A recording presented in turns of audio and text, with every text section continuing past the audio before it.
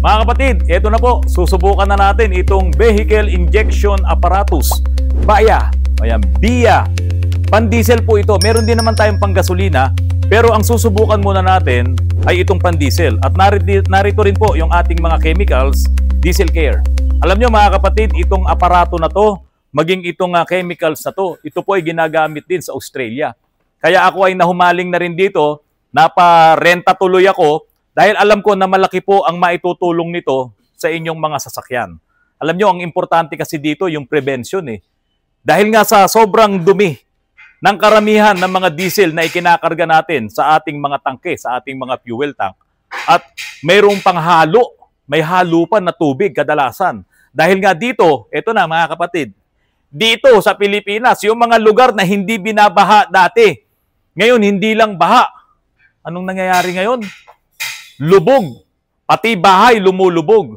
Kaya noong araw, pag tinatanong ako ng mga customers ko at sinasabi ko sa kanila, huwag kayong magkakarga ng inyong fuel doon sa mga gasoline station, sa mga fuel stations na binabaha. Itong mga gasoline stations po na yan, yung mga tangke niyan, yung imbakan ng fuel ay nasa ilalim ng lupa. Kaya kung halimbawa bumaha sa isang lugar or yung lugar ng gasoline station na yon ay binabaha, hindi maiiwasan na magkaroon ng moisture itong mga tangke na to. Kahit nga yung ordinaryong ulan lang, hindi talaga bumabaha, nag-iipon po ng moisture diyan sa loob ng tangke na yan. Kaya yung mga tangke na yan, hindi naman nila sinasagad yung laman ng tangke, nagkakarga na yan ng bago para nga hindi mahigop yung mga tubig na naiipon doon sa ilalim. Kaya po mga kapatid, dapat kung magkakarga kayo ng fuel, ay hanapin nyo talaga yung mga gas stations na hindi po binabaha. Kaso, meron pa ba ngayong gas stations na hindi binabaha? Kakaunti na lamang. Siguro, doon sa mga matataas na lugar, o dito sa Antipolo, dyan sa Baguio City, doon sa mga may bundok. Pero minsan, hindi ka na rin makakaiwas. Merong mga lugar, mga gasoline stations, nagiging catch basins kasi kailangan nilang patagin yun eh. Anyway, mga kapatid, yan na talaga yung nangyayari. Kaya dapat maalagaan natin ang ating mga makina sa pamamagitan na yung ikakarga nyong diesel ay hindi siya mahaluan ng dumi. Meron pa kaming chemicals na ipapakita sa inyo, hindi nga lamang ngayon, na yung chemicals na yon kapag hinalo namin doon sa diesel or doon sa gasolina, ay talagang makikita nyo, mag-evaporate yung tubig. Pero yan po yung susunod na vlog ko. Dito muna tayo sa vehicle injection apparatus na yung chemical po na to, ang ilalagay natin na fuel niya. Ito pong pinaka-aparato na to, itong canister na to, ang magiging fuel tank natin. Kasi inalis ni Christian yung koneksyon ng filter papunta doon sa tangke. Ganun po kasi yan eh. Galing sa tangke, may tubo, pupunta ngayon sa filter, ang pupunta doon sa high pressure pump.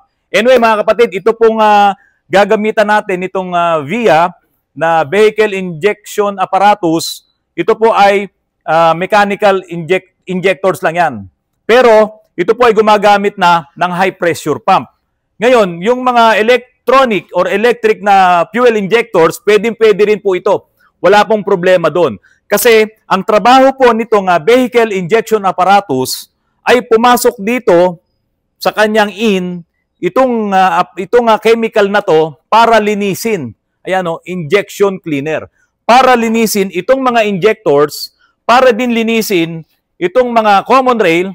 Yan, damay-damay na ho yan. Lahat nung dadaanan nitong chemical na to ay malilinis. At yung mekanismo dito sa loob ay malilinis din niya kung ito ay nagkakaroon na ng umido, kung meron ng mga konting kalawang dyan, or meron ng mga carbon, ay kayang-kaya pong linisin nitong Diesel Care. Ngayon mga kapatid, baka isipin nyo, itong aparato na to ay pwede doon sa mga may mga problema ng injectors. Hindi po.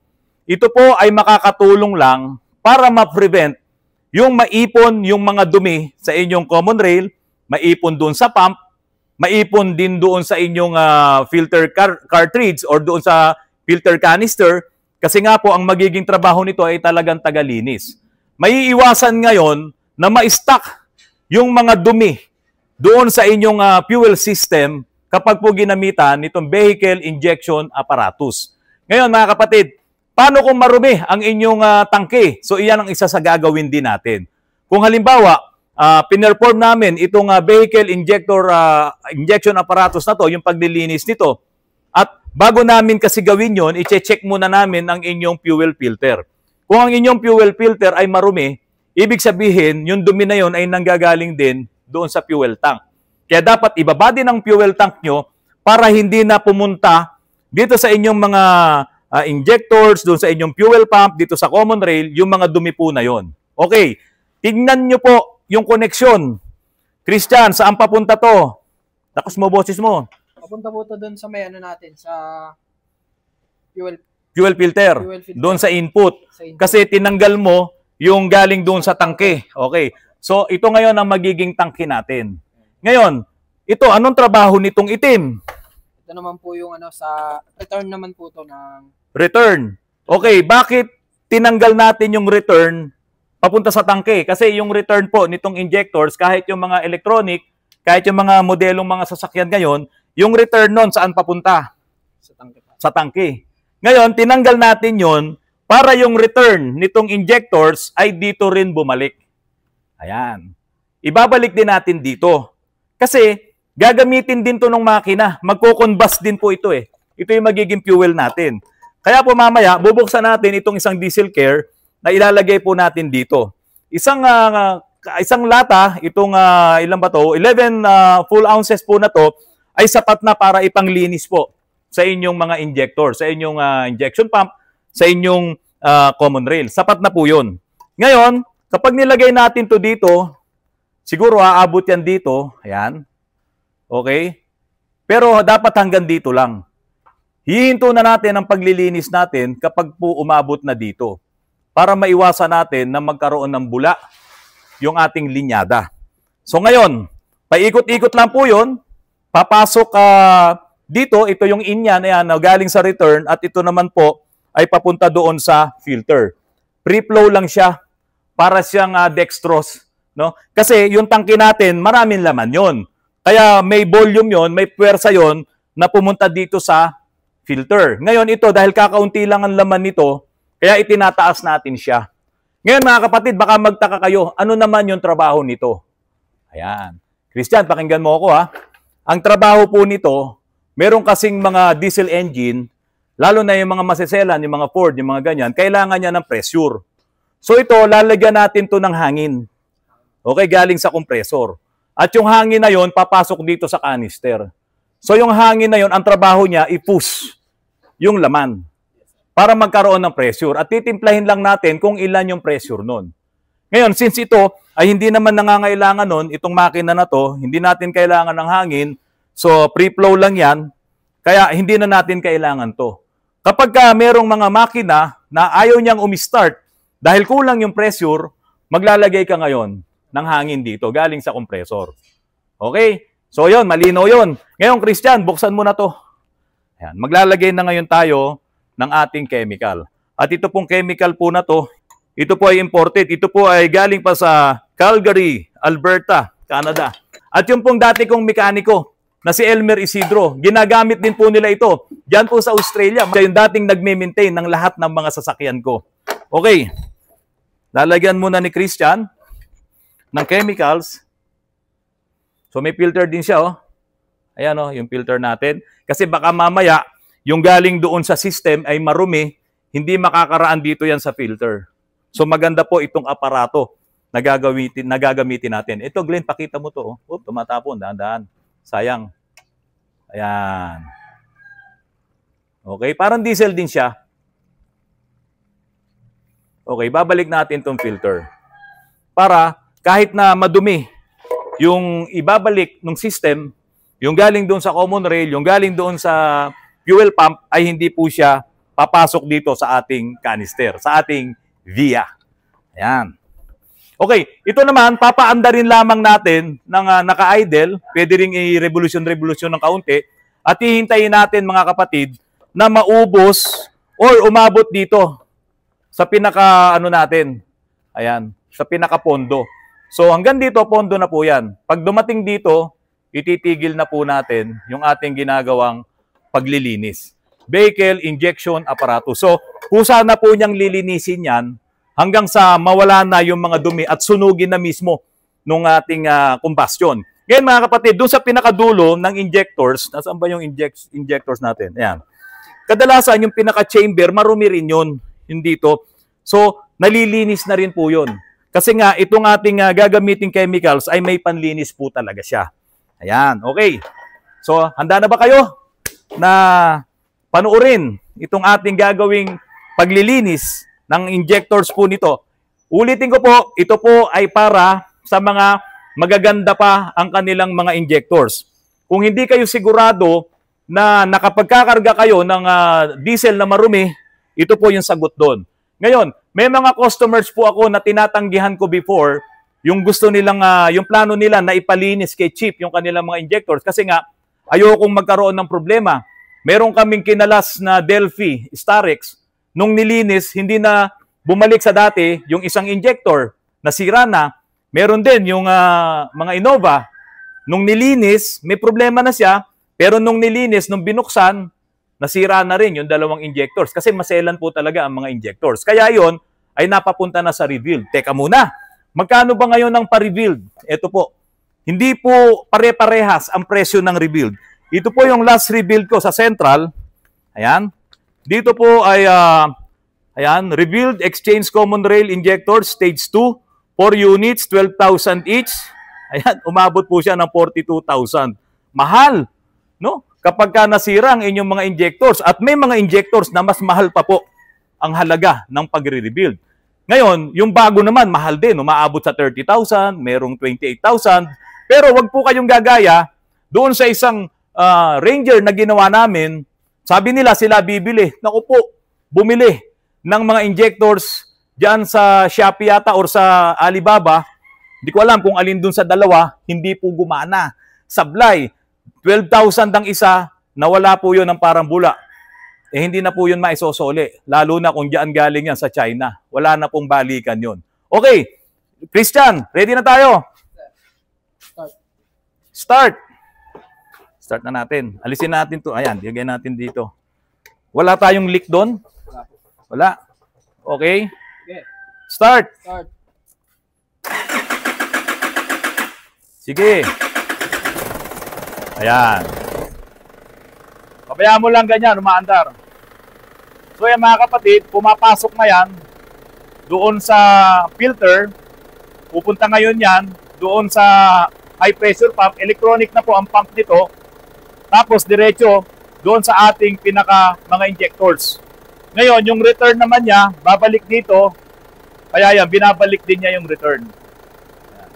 Continuous lang po na gagawin natin yan. Pwedeng i-revolution ng konti yan.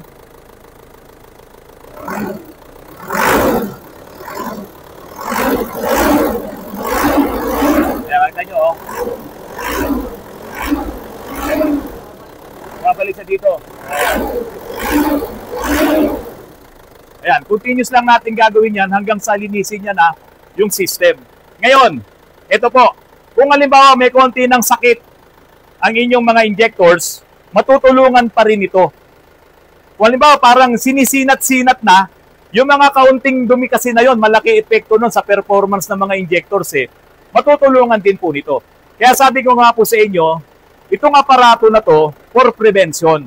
Para talagang matanggal yung dumi doon sa mga injectors, doon sa common rail, doon sa high pressure pump, at maging yung mga SCB. Lahat po ng dinadaanan ng chemicals na to ay kaya niyan linisin. Tulad nito, SCB po yan.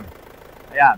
So ito, yung dadaan dito, kinokontrol niya kasi yan, kaya ding linisin ito. Karamihan, pagka nagkakalas tayo nito, di ba, sobrang dumi din. So doon pa lang, napapatunayan na natin na marumi na po talaga yung kanyang fuel lines, yung kanyang fuel system. So ayan, medyo pababa na tayo. Oh. Ayan, nagagamit po kasi. Ayan.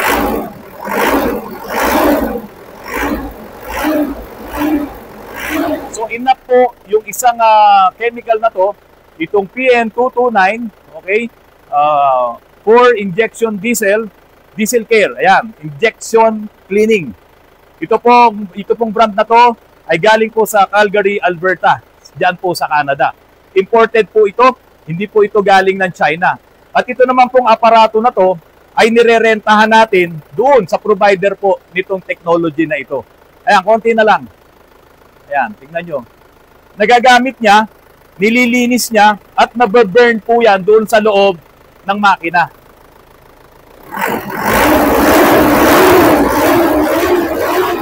Mausok ba? Mausok? Walang usok? Maganda rin, no? Ayan, tingnan nyo po. Konti na lang, oh.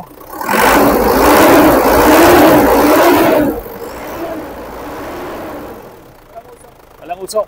So, yan. Napapanood po ito ngayon nung may-ari, si Sian, yung apo. Hindi ko lang matandaan, si Sir Ed yata, yung lolo niya, kung sino man. Nakalimutan ko na yung pangalan ng lolo mo. Ito po yung inyong D-Max. Ito po ay i-cleaning din namin ang manifold nito, ang EGR nito. Tapos lahat po ng mga suspensions nyo ay papalitan dahil sira ng mga shock, sira na rin yung mga suspensions assembly nito, mga tie rod, ball joints, papalitan. Inuna ko na lamang ngayon yung makina. Maganda kasi yung makina, gumanda yung tunog. Kanina yung start natin, medyo may knocking, no? Ngayon nawala yung knocking. Yan, ang ganda ng tunog, oh. So lalo na kung ito ay gagamitin nyo doon sa mga makina na medyo maselan pagdating sa diesel. Ano yung ibig sabihin ko noon? Merong mga makina na kapag nakapagkarga ka ng diesel sa ibang gasoline station, nagpo-fuel NOx, hindi maganda yung kanyang performance. So ito, ang trabaho nito talaga, gawing stable yung trabaho ng inyong mga injectors, ng inyong common rail, ng inyong SCV, pati ng inyong fuel pump. Ayan, kaunti na lang, oh. Oh. Ayan, oh, pumapatak, no? Kita, oo.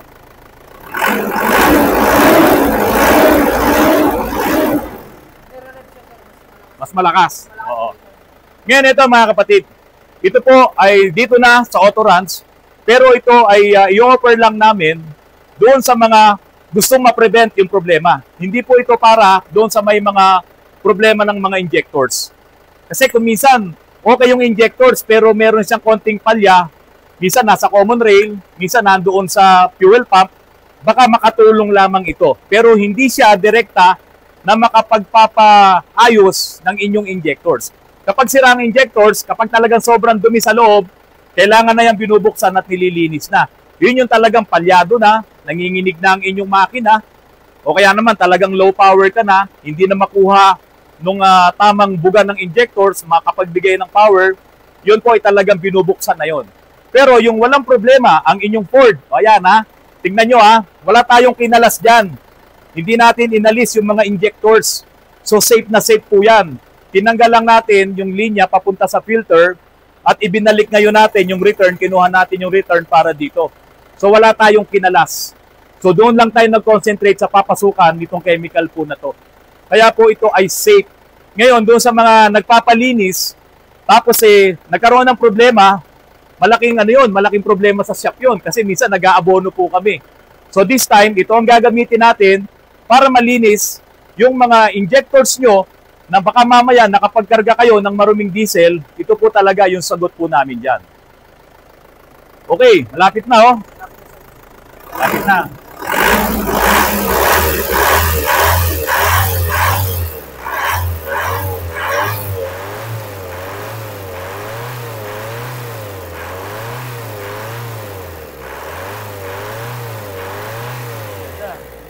Ganda ng trabaho.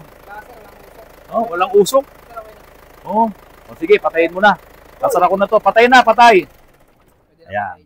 Sasara natin dyan. Tapos ibabalik natin lahat yung mga tinanggal nating hose. Dalawa lang naman yun. Yung sa return at yung sa galing sa tangke. Ito. Ayan o, mainit o. Kasi yung rumi return, mainit yun eh. So ayan mga kapatid, ito po yung bago nating aparato. Ito po ay para sa prevention na magpagawa kayo or masira ang inyong mga injectors. Lalo na yung mga common rail.